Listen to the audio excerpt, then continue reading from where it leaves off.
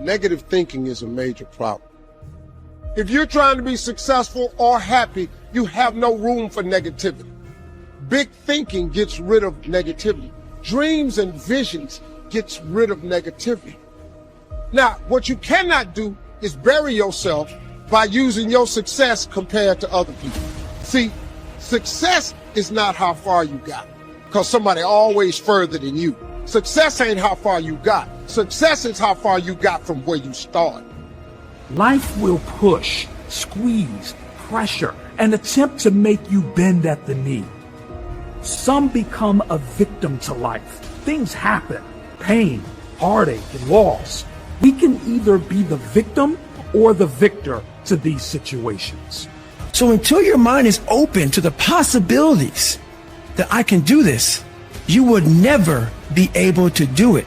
Once the mind starts to believe it can be achieved, it then, only then, does it start to break down tactically how we can do this.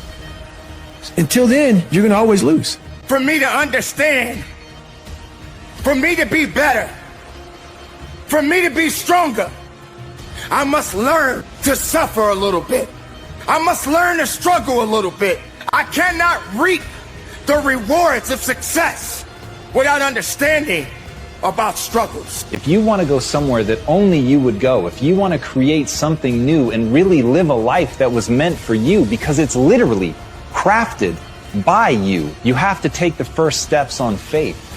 If you have a dream, don't just sit there. Get your ass up and make something happen. Sometimes you just have to move. Do something. Make a call. Reach out to someone. Google something. Learn something new. Set out what you believe in. Lay out the power you have. Actually, lay out the power that you have always had. Use this, become this, and have this. Your power can take you, put you on your path to your success, to the place where you succeed.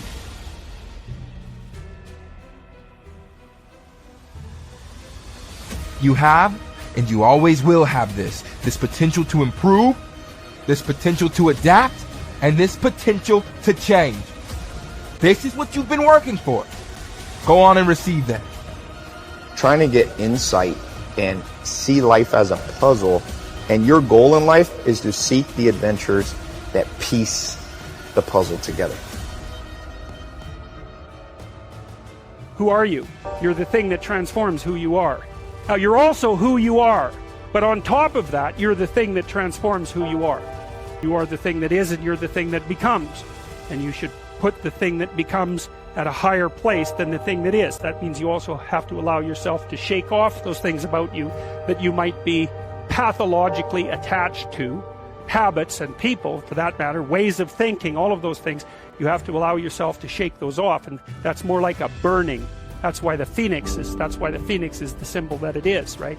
It's old and it deteriorates, it bursts into flame, and then it's reborn. It's like, well, do you want to be reborn? It's like, it's not the question. The question is, do you want to burst into flame?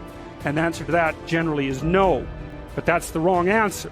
The right answer is you let all that nonsense burn away. And you might say, well, I don't know what I should leave behind. And the answer to that is that's a lie. You know some of the things that you should leave behind. All you have to do is ask yourself. You'll come up with a list instantly of 100 stupid things that you're doing that you know you could stop doing. Some of them maybe you don't know you could stop doing. It's like, well, fine, leave those alone for now. But there's a bunch of things you perfectly know well that you could stop doing that would improve your life. And so do that, see what happens. That's a good idea. What's really interesting is self-value, real self-worth comes from doing hard things. We keep talking about self-love, we keep talking about loving yourself, believing in yourself. That happens naturally when you go through something difficult. Everyone who's listening right now, I guarantee you, has been through something difficult. Maybe they lost a friend. Maybe they've been through cancer. Maybe they lost their job and had to rebuild. Maybe they completely got destroyed during the pandemic and had to figure everything out with their health. The point is, we've all done hard things. And self-worth and self-value comes from recognizing the hardship you've been through and the growth that you made during that time. Now, if you're someone who's listening and saying, Jay, well, I'm not sure I've been through anything that challenging, well, that's your challenge.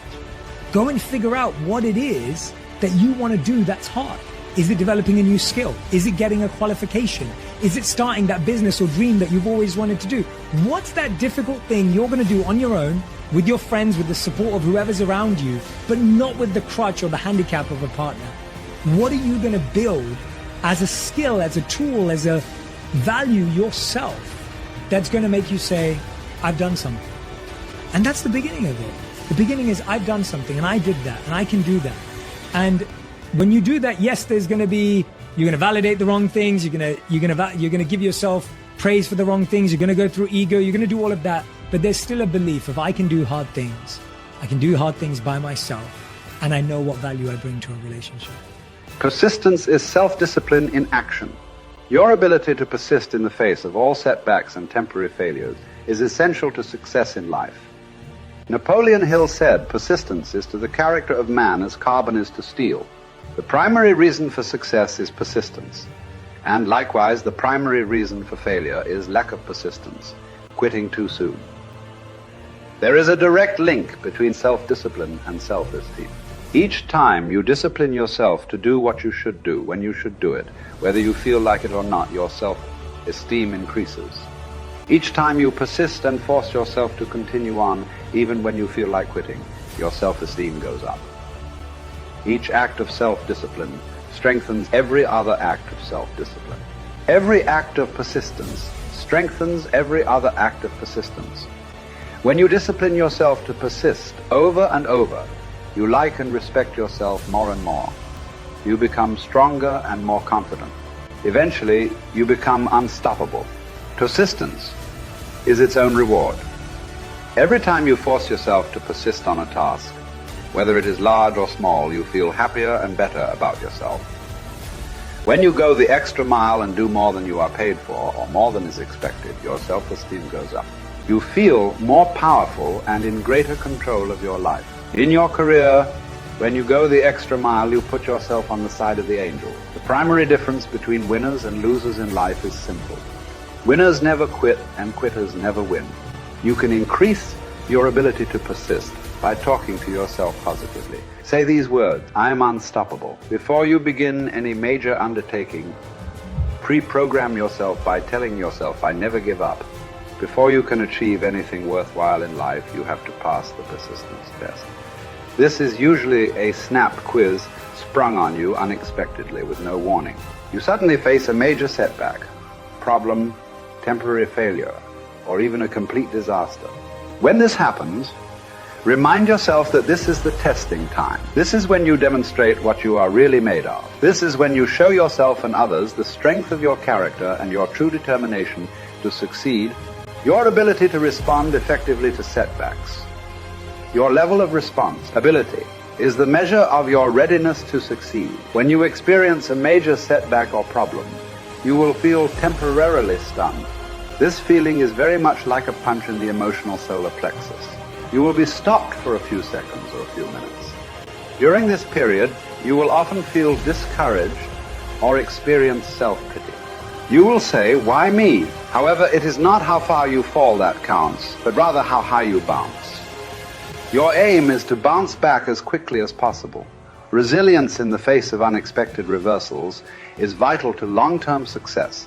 Remember the warrior's creed. I will lay me down to bleed a while, and then rise and fight again. Don't be surprised, shocked, or set back when things go wrong. Your best laid plans will often fall apart. Instead, expect disappointments and setbacks as a part of life. Take a deep breath, pick up the pieces, and continue onward. Our minds, our thinking, controls our destinies here on Earth to a degree totally unsuspected by the great majority of people. When you think about it a moment, it becomes so obvious, so clear and simple. Well then, if we become what we think about, and if we can control our minds, we can pretty well tell our own future. And that's the point I want to make. That's what I meant when I said earlier that each one of us is the architect of the structure fashioned by our years.